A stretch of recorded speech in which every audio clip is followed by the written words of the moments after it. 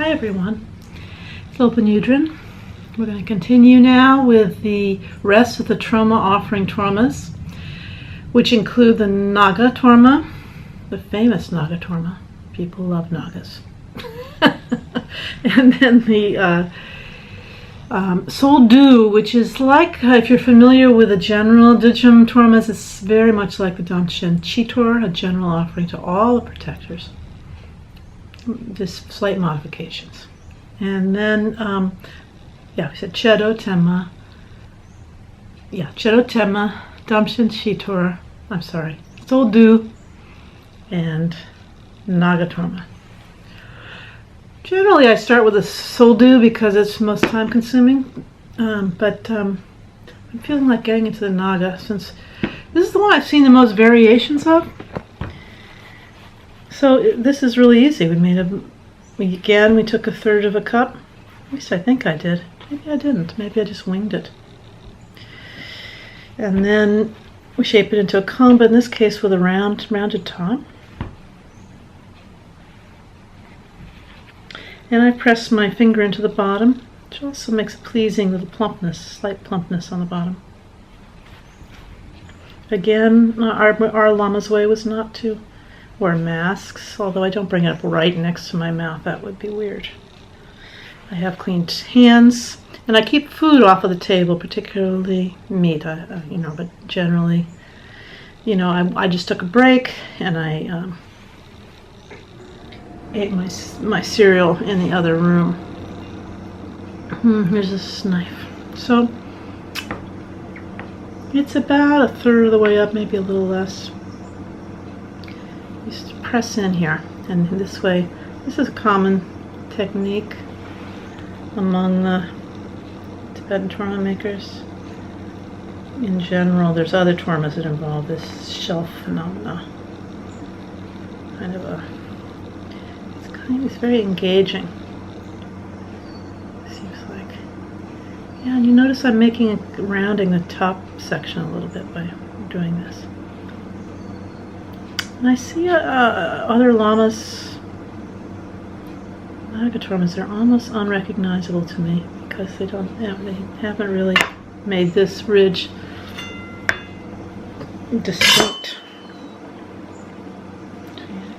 So how on earth are we going to get those balls in there that we saw in the other illustration? Well, first of all, I'm going to kind of take the end of a butter knifey thing, pull out. I went in there, slipped in there and pulled out a little thing there. I'm going to go right across from it and symmetrically on the other side, pull out another thing there. And then cut a corner to that, make a little indentation, kind of down and in. That's a start. Then I need a round thing. Kind of make the space for where the ball's going to go. I think it's jewels. Nagas they love jewels. They guard their wealth, Some of them. Nagas, it's a whole, many throughout Asia, I think. There's lots of lore related to Nagas, maybe in Buddhist traditions, maybe in non-Buddhist traditions. You can read and ad infinitum. And some of them are helpful and some of them are harmful. That's the way we think about them, and sometimes they represent various things. Ignorance, sometimes wealth deity, kind of. And sometimes they can cause illness if you mess with their space and not apologize properly.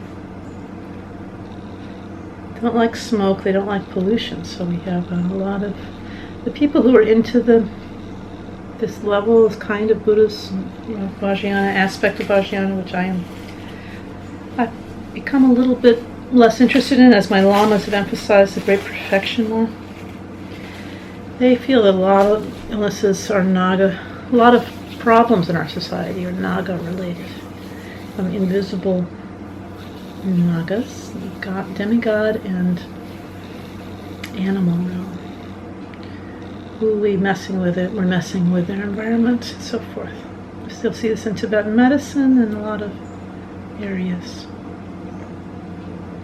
But I don't do Naga pujas, so Tarcha never taught us to do that, except occasionally I'll do on Pema Dorje's Naga smoke offering or song. Isn't it interesting? They don't like pollution, but they like the nice smelling song. And there's special ingredients you can put in that Nagas like. In fact, there are special ingredients or sacred substances just in the dough for your Naga Torma. So I want to say something about this is coming to mind, which is Tarchin has to make the dough separately for the Naga, and it didn't have any dutsi in it because dutsi has a little bit of meat in it, and they're vegetarians. Isn't that interesting? And there's a special substance that you can put in also for the Nagas. You can talk to Lama Seringyaltsen of Corvallis, Oregon about this. I'm not sure anymore, but he's makes zay or sacred substances according to Jamgon Kongtrul's manual, as I understand it. Well, Pema Dorje didn't get that at all. Why, he never did that, kept separate batches. So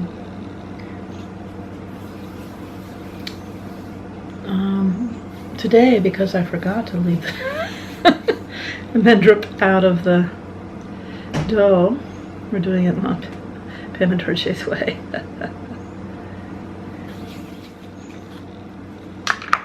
Now we're going to do the Tenma in no particular order.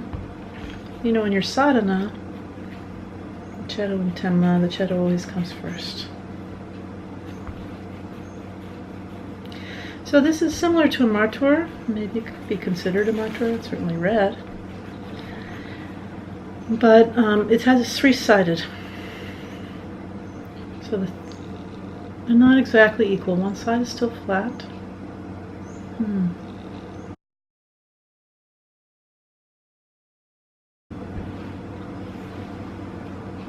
I was very inspired by two people, Candy and Rory. In other videos, they set out to make tormas just from them, even though I was just in a hurry and not being super careful about everything. They made great tormas just from those videos. Lori had a little bit of hands-on with me. Shout out to Lori and Candy.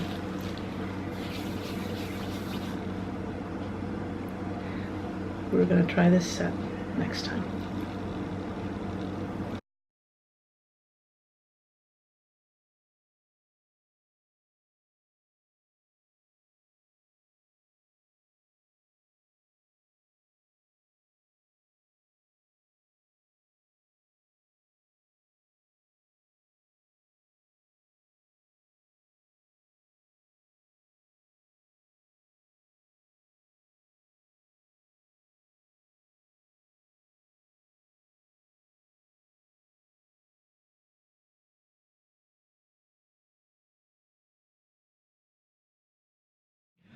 Okay, so the soul dew is a, the Damchen Shitor in the general protectors for all the other Dudjom practices we commonly do is taller than the Cheddo and Tenma. But in this tradition of Dudjom Rinpoche, I'm showing you a badly made one. From Kongpo. It's same height. Many protectors represented here with Tevkyu on the back. And then this is called a Pomram shape. And you notice that the Gyan is placed, it comes out a little bit wider to the side. And it's ideally cresting just over the top shoulders here. Maybe I have it a little low. And then this crests over the top. You want all the top again to be lined up so that they're equal. Like run a laser beam across the top of them, they're exactly the same height, and everything will look cool.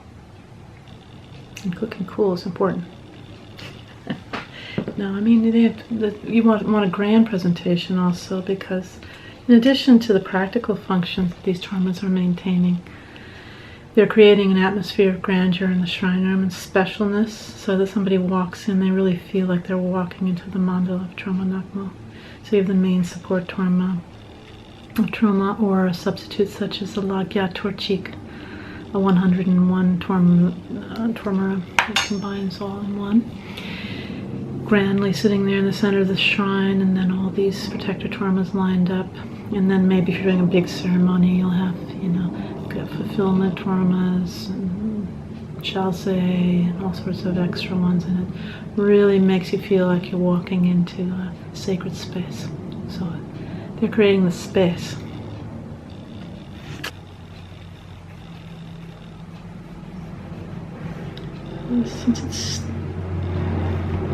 Since it is equal height as the others in this tradition. Oh, look what I'm doing. The top should be smaller than your typical Dudjom Throma. This is a soul dew. Dew is gathered into one. So soul is prayer, invocation maybe.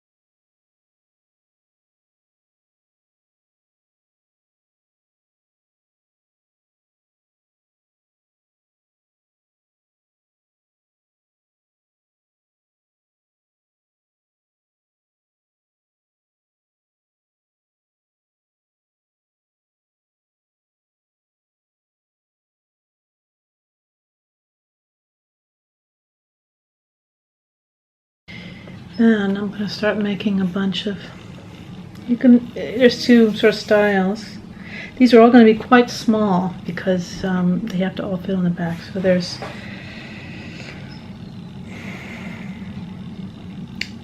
4 rows of 5, topped by 2 rows of 3 plus a lotus petal. I'm remembering what it's regarded as, a flame or a lotus petal, depending on which lama you talk to. And generally, in the big Dudjom Throma, you can strive to have gradually diminishing sizes of tepku, starting from the bottom, being bigger.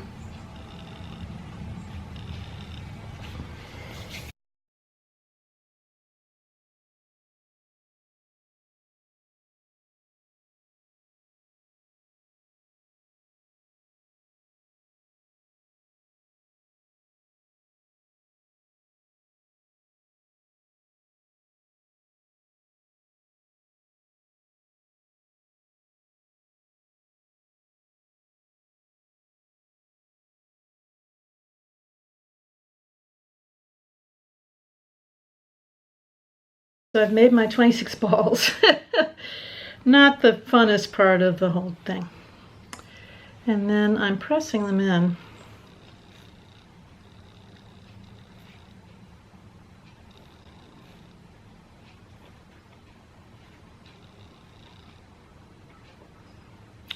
Turning like that.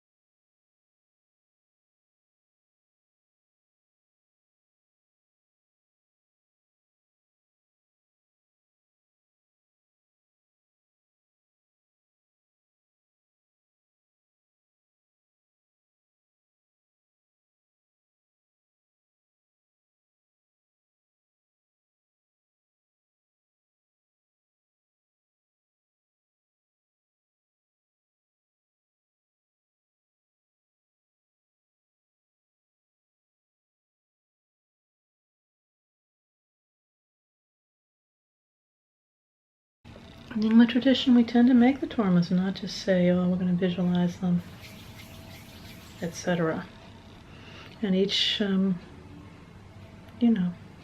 Tertan designs their own set of Tormas. They may have come down, the shapes may come down as Terma or not, so they may be intentionally designed. In keeping with other traditions, they tend to have similarities with each other. Okay, there you go. Soldu, did it get twisted there? A little bit of a twist there. Okay, we've got 8 of 9 made now. Soldu. And what's the last one? The Cheddo. I saved the best for last. I don't know. I just love the Cheddo. Will I have that? I haven't made one in a few months. Will I have the... Okay.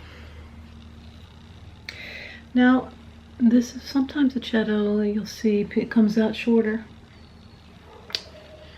And this one is going to come out shorter unless I add yet even more dough. But since Long-Term Mache said they're all the same height, try to add a little bit more in. You can fudge it with your, again, these Cheddo have flames on top, so there's typically a lot of fudging going on to make them all line up. So it's kind of like this, an egg shape. It's going to kind of come up to a peak, and it's going to end up with 3 sides eventually.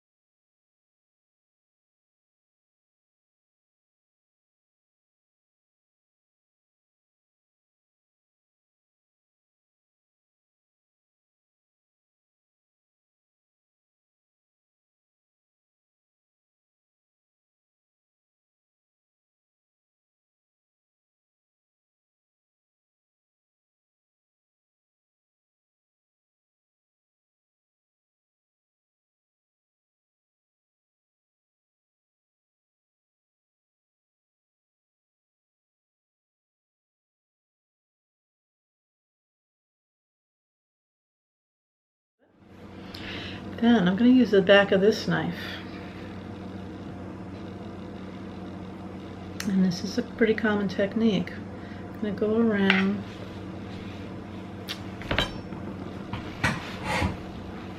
I'm right-handed, right?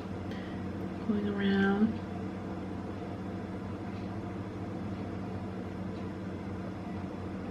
I just think this is the coolest thing. You do this also with the Rinchen Barwa, the Blazing Jewel design, which is a city Torma. Not routinely done for daily Tormas.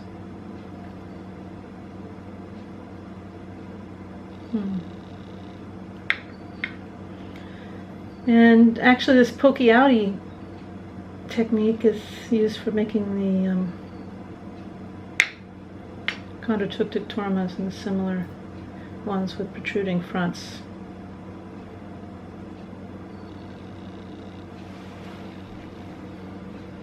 Then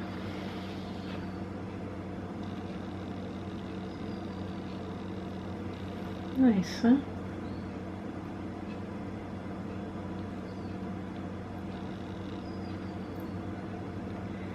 Yeah, so this is kind of the maybe the one that takes the most practice to get right. Depends on luck, maybe the first time you make it. That's why I saved it for last, and why this one of the reasons that and the time laboriousness of making this will do a little bit more work. So you could break it into 3 people and have somebody make the Cheddo and Tenma, somebody make the Naga Torma and the Soldu, and then somebody make the 5 March Horse.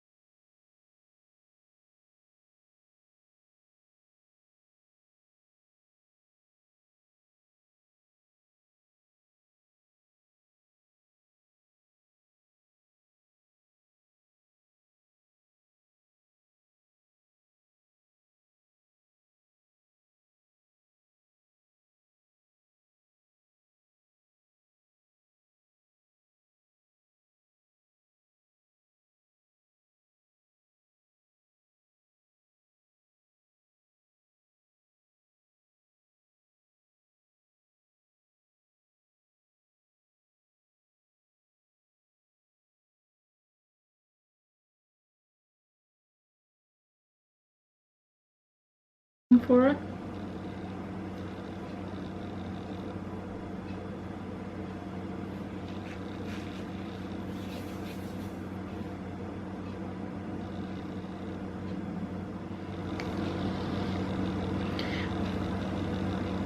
Let's see, not the greatest in the whole world, but good enough. Cheddo. Cheddo. Cheddo. Okay, so we're done. I added in the lines there in the front of your, you didn't imagine it, I didn't put them in before. Just on the front side of the Tenma. This size looks pretty okay, this one. The Naga. That's a good Naga. And they so do. Congratulations, you've now completed an entire set of the Tormas. I'll show you the painted versions in a moment. I'm currently melting ghee on the stove to get it ready. Gotta make sure it doesn't burn. Any brand will do, or you can make your own ghee by skimming the fat off the surface of melted butter again and again. You'll always be, this kind though, you won't end up with white streaks on the surface of your Torma. So I'm getting that ready by melting it on the stove, which only takes a few seconds. Actually, I want to show you what I do with them. I have, they aren't copper, but I have 9 equal-sized Torma plates, and because that sort of thing can get lost, I put rubber bands around them and put them high on the shelf so that people don't a lot of people participate in pujas at this place, and so they just stay together. And you don't need that many if you are doing the 5 plate, but for these guys, we're going to put them on plates. And it came to mind because right now you want to take that Naga Torma that remains white, set it aside so it won't get any red paint on it. It's the only non-red one in the whole collection.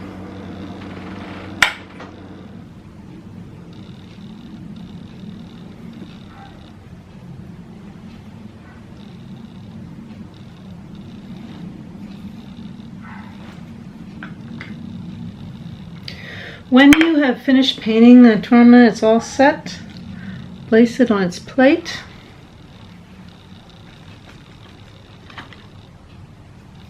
See a little spot I missed?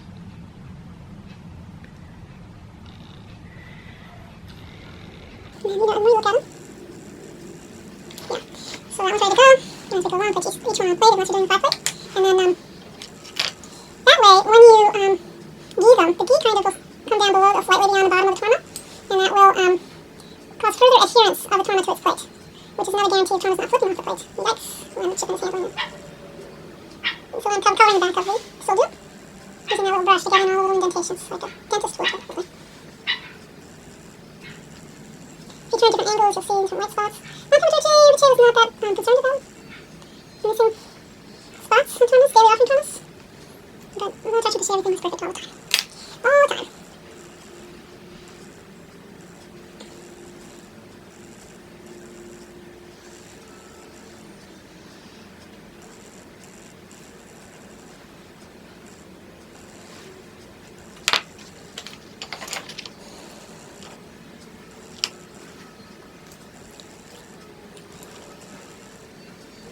So we'll just ready to go on a plate.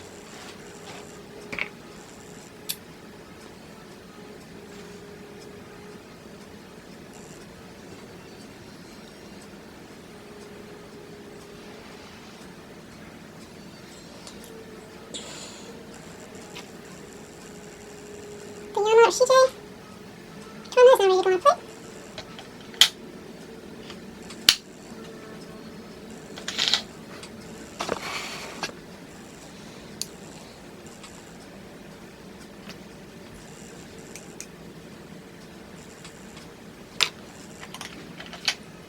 Cheddo's now ready to go on a plate. That's the biggest, and quite heavy for the chicken to carry. And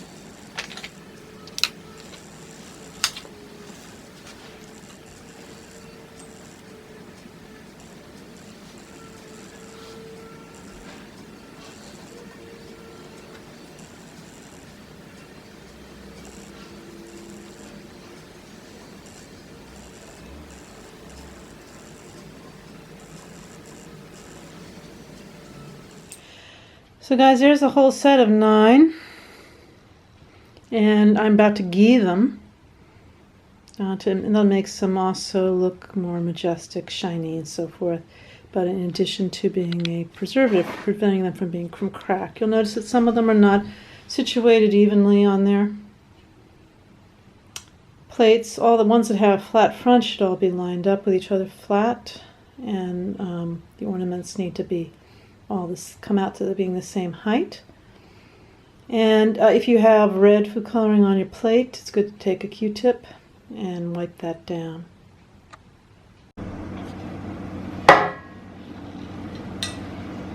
Then you can go to your red ones. You want to cover every surface, otherwise cracking will occur.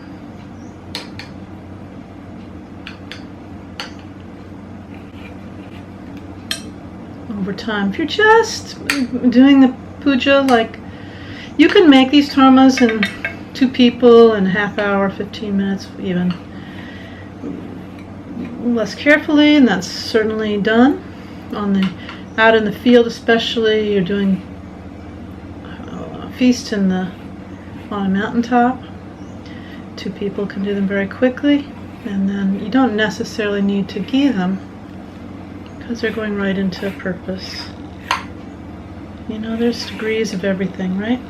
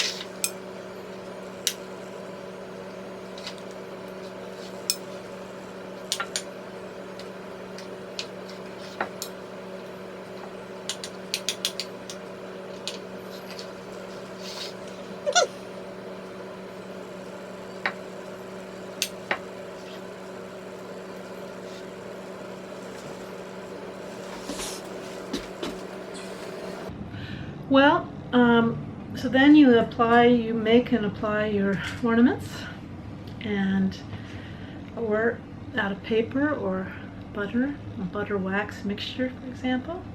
Or sometimes they're using the fondants and so forth from Europe. And if you know how to make those like a pastry chef, you can make them lovely.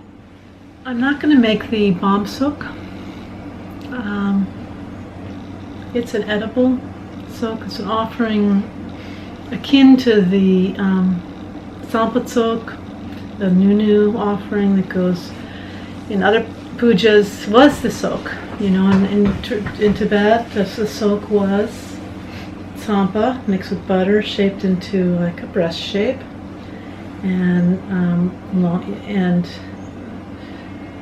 sometimes it would have cheese and all sorts of good things inside of it that were delicious. There wasn't the array of foods that we have in our culture, so nowadays some lamas have you replace that barley soak or soak tor, sampa soak, whatever you want to call it, with just food.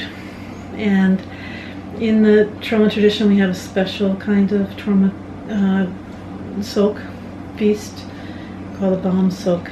And I think because that's going to be a sensitive area specialized to the Throma practitioners, I'll leave that to your lama to show you how to make. Okay, have a good day. Thank you for your interest in making tormas, and drop on by sometime.